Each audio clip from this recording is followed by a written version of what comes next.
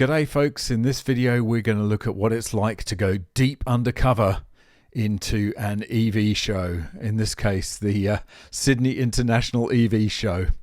Quite an interesting story. I was invited by Tim Blair, who is a journalist at the Daily Telegraph. He's been a fan of my work. He's reached out to me a couple of times, which is fantastic. We get to see an interview with Tim at the end of the video. But he invited me to go along to this show at the Darling Harbour International Convention Centre in Sydney. And I thought it would be interesting to go and see what kind of stuff there was there, the kind of people that there were looking at these cars.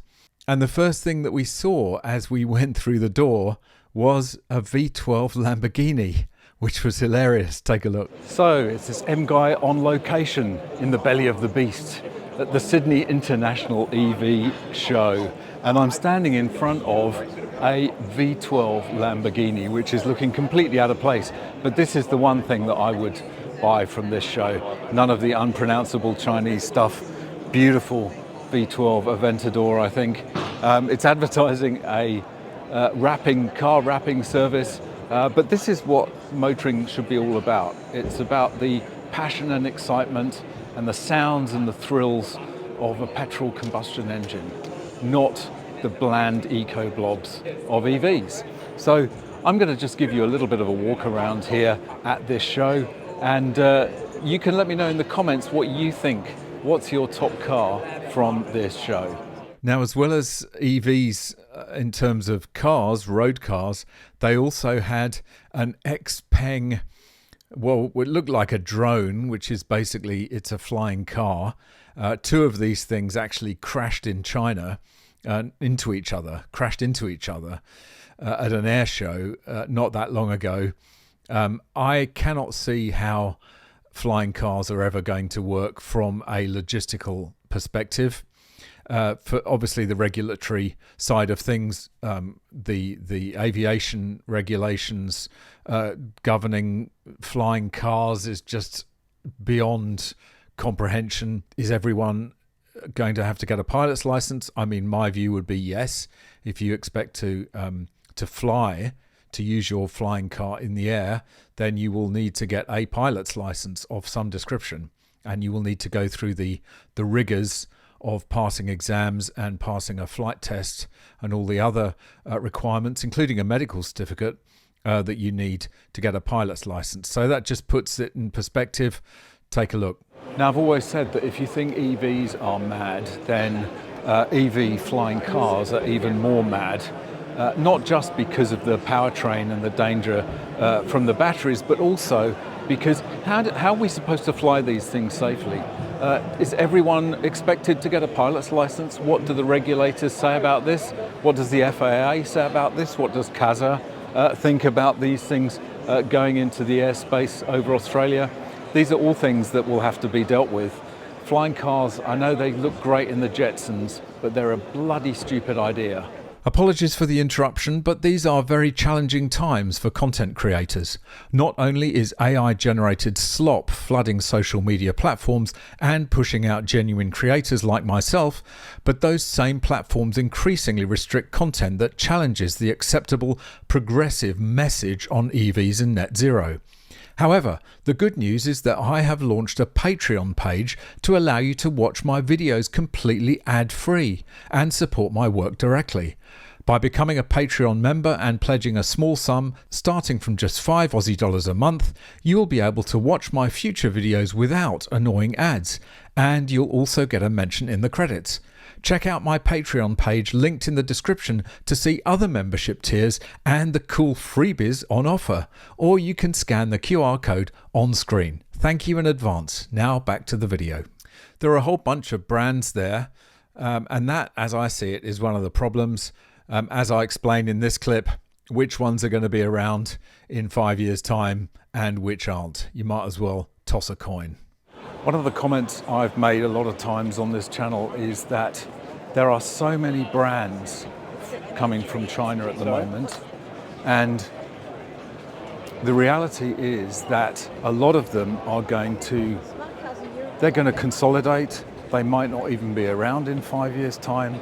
And given the fact that these cars are almost invariably highly connected and depend on software servers and other connected technology to keep going, how long are these brands going to be around? There's going to be a huge consolidation, I think, in the Chinese market. Some of the big brands like Volvo, Polestar will probably keep going, but there's going to be a whole bunch of other brands that are not going to survive. Again, the most exciting part of the show was actually seeing some proper cars. There was a Ferrari, another Lamborghini, it was the Revuelto, I think. All of these cars are there simply because they have a teeny tiny little hybrid battery, but primarily, I mean, with the Ferrari it's a V6, I think, in the current one, and the Lamborghini has got a massive V12. The only reason they're in that show is because they're mild hybrids. There was also the Rolls-Royce Spectre. I mean, whoever thinks these things are ever going to be classics, I do not know. Take a look.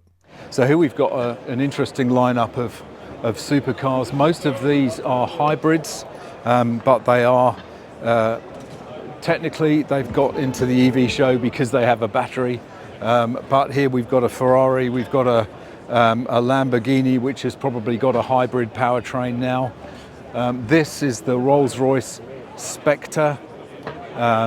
This is a pure EV. I could not imagine wasting this much money on a battery electric vehicle. It would be quite eye-watering. And after 10 years, what do you do with it? It'll be a brick.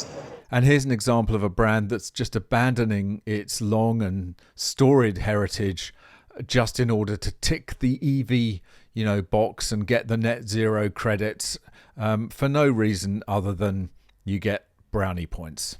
Lotus is another brand that's really imbibed of the net zero and EV Kool-Aid.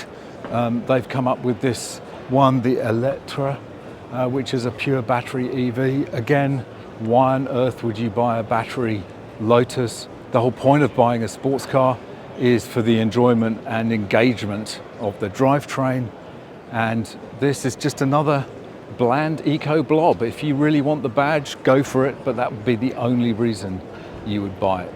And once again, the best thing to look at these shows was actually obviously the petrol cars, which just happen to have a hybrid battery because we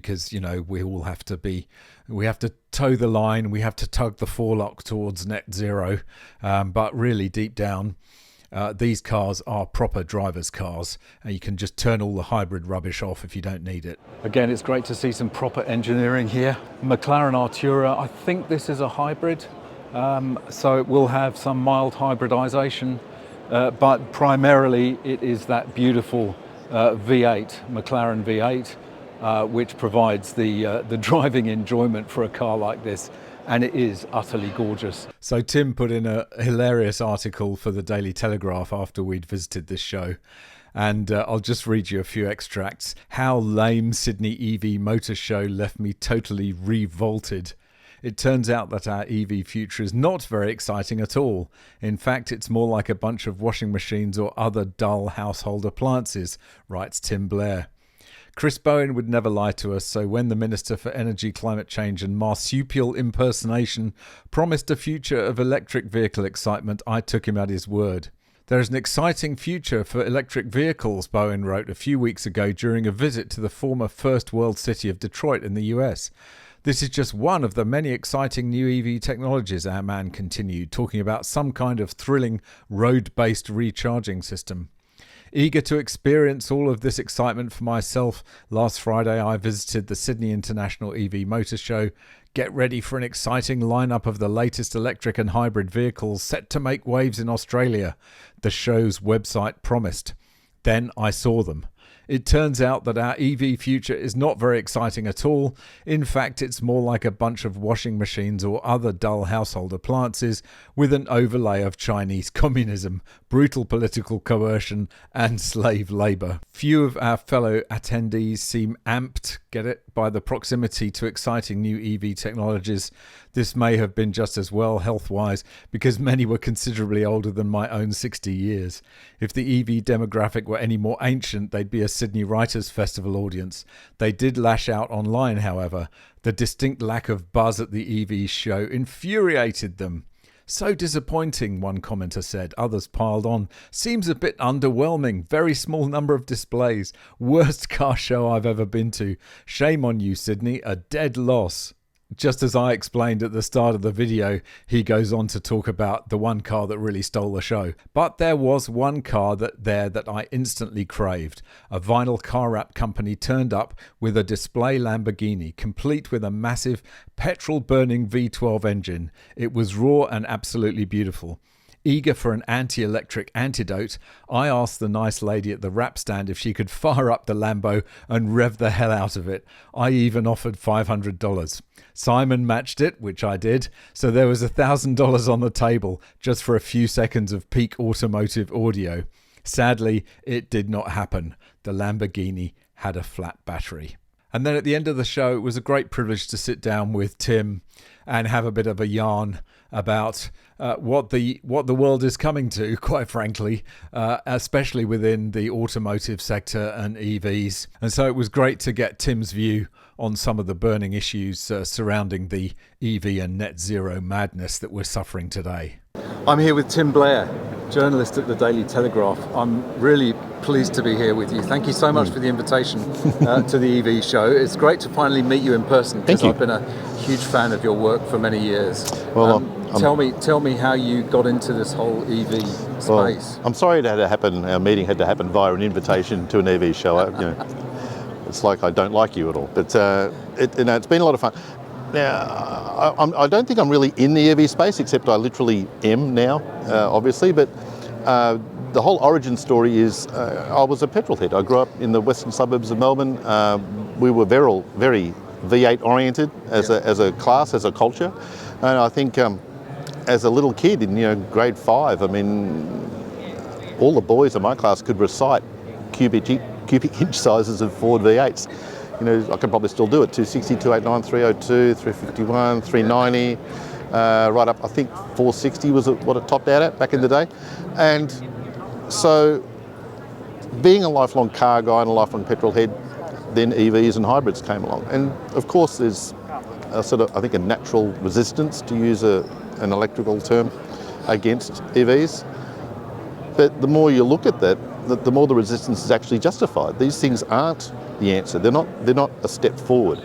We had a long time ago electric vehicles, and they failed for the same reason that I think this current iteration will fail, because of things like slow recharging. Because, as you often point out on your YouTube channel, Simon, the laws of physics don't change according to time. What didn't work then will not work now. So we still have recharging issues. We still have other issues besides, such as pollution, such as socio-political reasons. We have slave labour involved in the manufacture of EVs and their components. There's a lot going wrong with EVs, and I can't see the upsides, if indeed there are any. I can't see the upsides are ever going to overwhelm the more superior internal combustion variety. I then asked Tim what he thought about how this was going to play out in the next 5 years. I asked him whether he thought that there was going to be a U-turn on this insane net zero EV policies that we're having at the moment, or whether it's just now got enough forward momentum that it's inevitable. We're seeing the U-turn already. I think we've seen it especially in the last 6 to 12 months, with manufacturers winding back their commitment to EVs, with governments in Europe saying, well, maybe we went a bit too hard on this, banning petrol engines by whatever year. I think Britain, you pay a lot more attention to this than I do, and your channel's great for keeping people up to date on that. But throughout Europe and the UK, there's a lot of resistance again to what were previously assumed to be coming bans. That might not be happening.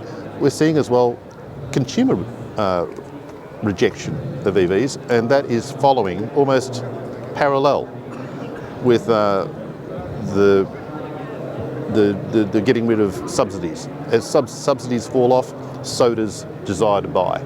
it's a really fascinating economics equation, except it's the most obvious one of all time.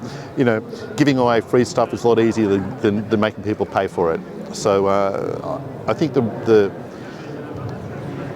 U-turn is ongoing. As long as though governments are really pushing for this, there'll obviously be some way forward. Governments are notorious for not reversing dumb decisions quickly. It takes a while. It might take a couple of generations.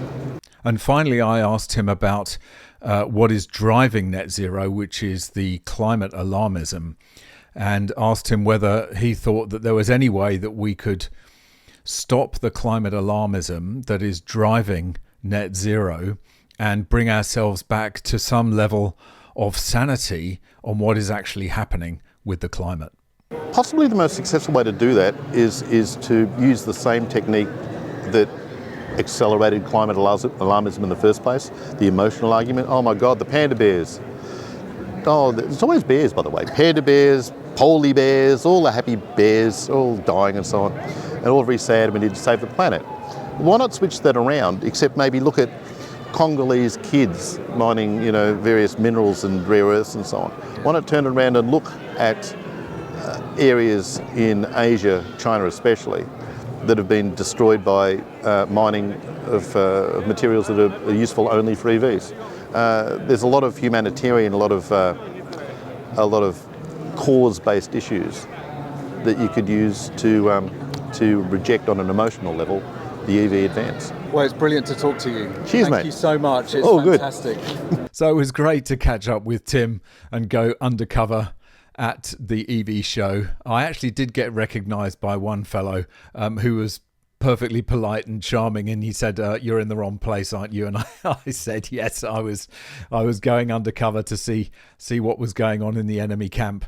I didn't have the guts to wear my no EVs baseball cap. I should have done, but I was just too cowardly to bring it out on the morning. So thanks very much to Tim for the invitation to come along to the Sydney International EV show.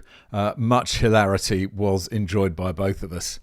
All right, thanks very much for watching. See you in the next one. Bye for now. If you'd like to support this channel and display your anti-EV credentials to your Tesla-owning neighbours at the same time, why not buy some awesome MGUY merchandise, like this mug, this baseball cap, or this t-shirt. Each high-quality item sports the MGUY No EV sign, and they're all made to order, perfect for irritating the hell out of your local EV zealots. Visit store.mguy.tv or click the link in the description to check out the full range of products. And of course, you can always just buy me a coffee. Click the link in the description or scan the QR code on screen. Thanks very much for watching. Really hope you enjoyed it. If you've got any tips or stories, go there. If you'd like to watch another video, go there. If you'd like to buy me a coffee, go there. And please subscribe to this channel.